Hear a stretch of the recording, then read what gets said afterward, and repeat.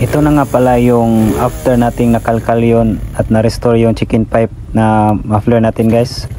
At ito yung kanyang dating tunog guys. So yung screen sa loob nasira na po. So ngayon guys, tinanggal na natin tong kanyang pipe guys sa muffler at ito kinakalawang na nga guys. So yung main point natin ito guys, itong screen guys. So gagawa tayo ng bagong screen guys gamit lamang itong air pump na pipe guys na hindi na ginagamit. So nililinis ko lang muna ng konti guys kasi kinakalawang na tong pipe na gagawin kong screen sa loob guys. So bali magagawa tayo ng DIY na screen sa loob guys. So may babaguhin tayo ng konti sa loob ng screen sa organ chicken pipe guys. So ito nalinis na natin tong gagawin nating screen pipe guys. So katapos ko tong i-grind ay tsaka naman igagawan ko to ng mga butas guys gamit yung drill guys. So mag hand drill ako nito guys, bubutasan ko to ng mga konting butas ng drill. So ito sinusukatan ko muna yung laki ng screen pipe na ilalagay ko sa loob na ipapalit ko. So ito sinusukatan ko guys, at pagkatapos ko nitong susukatan guys, ipuputulin ko to at tsaka ko na bubutasan ng mga screen guys. So kinakating ko muna to guys para ito na yung ipapasok ko sa loob ng muffler guys. Ito na yung bago niyang screen guys. Kaya ko to ginawa ng bagong screen pipe sa loob guys kasi yung screen natin sa loob ng original screen sa organ chicken pipe ay durog na po guys, nadudurog na ng kalawang guys, at yung screen na nga guys napuputol na sa loob. So ito ginagawan ko ng ibang screen guys, pero yung screen na ginagawa ko guys ibang pattern yung mga butas guys, mula sa magkalapit na butas guys hanggang sa magkalayo na yung gap ng butas guys. So makikita natin to ngayon guys pag matapos ko na tong mabubutasan lahat guys, kung ano yung disenyo ng screen na ginagawa ko guys. So gumamit pala ako ng pipe na hindi masyadong makapal guys kasi matagal pong mabutas ng drill yung makapal na pipe guys. So ito ginawan ko na ng remedyo tong sirang organ chicken pipe guys kasi nasasayang yung muffler guys at hindi na magamit at basag na, kaya ito pinalitan ko ng bago guys na screen gamit lamang ang DIY na pipe guys, gamit sa lumang air pump guys. Yun yung ginawa kong nagsisilbing screen sa organ chicken pipe natin na nire-restore. At ito malapit na tayong matapos na magbubutas ng mga butas ng screen guys. At sa banda yung ginawa na nating screen na naman ay medyo magkalayo ng gap ng konti yung mga butas guys, mula sa magkalapit hanggang sa magkalayo.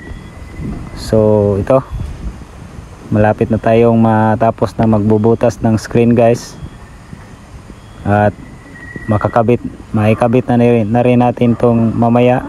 So kunting test na lang at matatapos na natin to. Ayan, so kunting test na lang at matatapos na rin. So ito, so ayan, kunting na lang at matatapos na.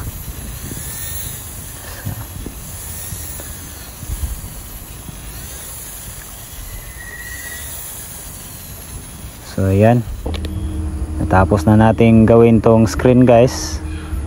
Next procedure natin guys ay isi-settings natin to sa loob ng muffler guys, at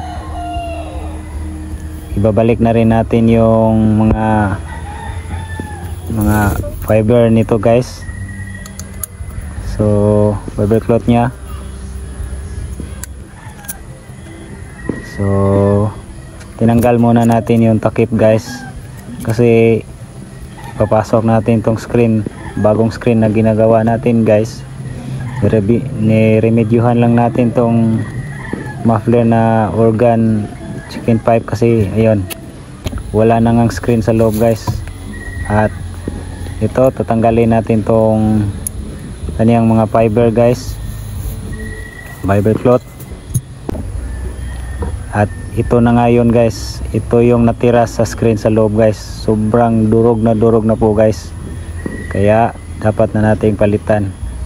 So yung pinalit nating screen, ibang pattern yung mga butas guys. Ayan, so ito na yon, yung bago nating ipapalit na screen. So malalaman na natin yung desisyon nito ngayon guys, kung ano yung kanyang tunog. So yan, nakabit na rin natin yung screen guys. So next procedure nating gagawin ay ibalik na rin natin ulit yung mga fiber na carbon guys. So ayan, ibalik na natin tong mga fiber guys.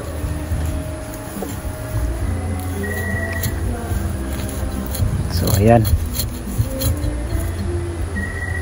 pasok na natin lahat, at matapos nating ipasok itong mga fiber guys, sunod nating ipasok sa fiber cloth yung mga steel wool na naman.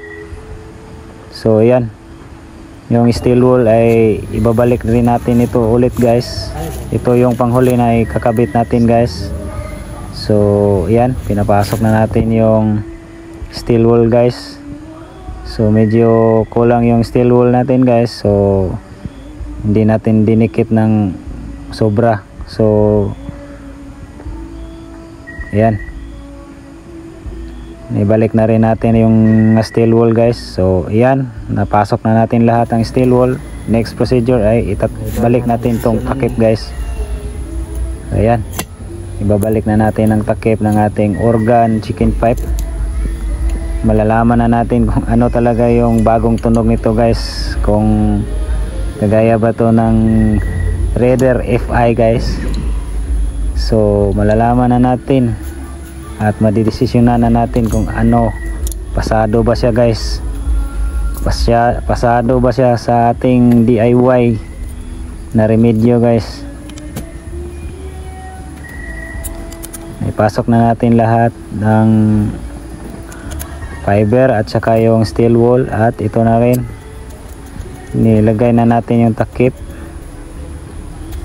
Yan, katapos nito ikakabit natin ulit ito sa pipe.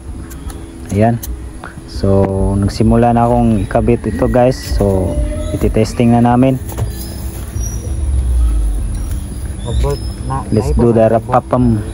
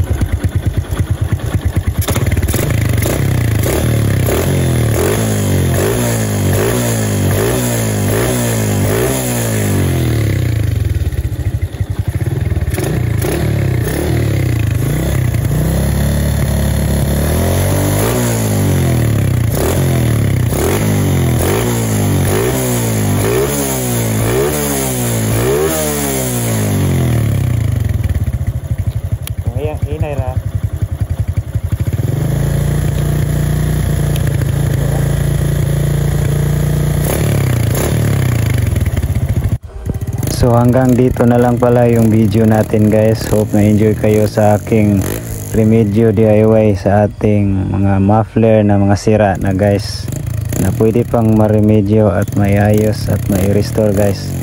Hope na enjoy nyo to. Please follow and subscribe me, Bordsky Works Motovlog.